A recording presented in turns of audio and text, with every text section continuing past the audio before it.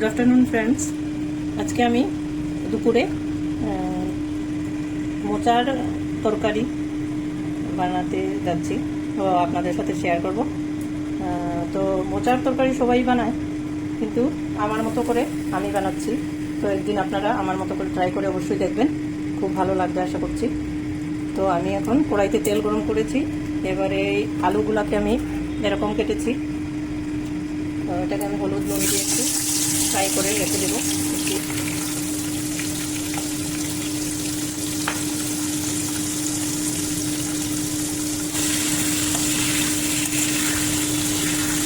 সবাই হয়তো বেসন দিয়ে কোট করে এটাকে ভাজে, আমি এখানে মসুর ডাল ভিজিয়ে একটু পেস্ট করে নিয়েছি। তাতে আমি একটু চালের গুঁড়ো, হলুদ, লবণ দিয়ে এখন মোচাটাকে কাভার করে ফ্রাই করব।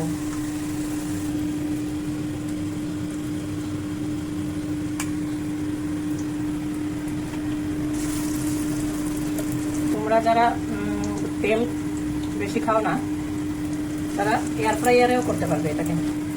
আমি অল্প, আমার নিজেরও পেটের প্রবলেম আছে, গার্ডের প্রবলেম আছে, তাই আমি আমার নিজের জন্য আলাদা করে এয়ার ফ্রাইয়ারে করি।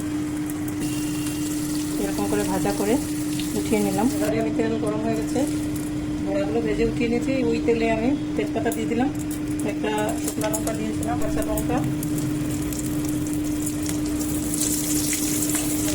ছোটো চামচে 1 চামচের মতো পাঁচফোড়ন দিয়ে দিলাম, টমেটো দিয়ে দিলাম, আদা কুচি 1 চামচ পরিমাণ, 1/2 চামচ হলুদ গুঁড়ো, 1 চামচ ধনে গুঁড়ো, 1/2 চামচ জিরে গুঁড়ো, শুকনো লঙ্কা 1 চামচ, নুন স্বাদ মতো, একটু চিনি, ছোটো এলাচ থেতো করা, দারচিনি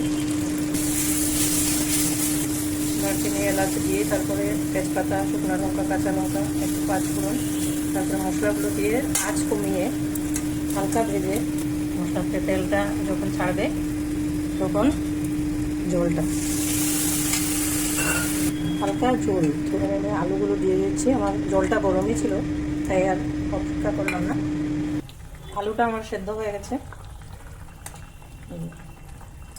আমি এবারে মোচার বড়াগুলো ভেজে রেখেছি, ওগুলো দিয়ে দিচ্ছি। আর বলছি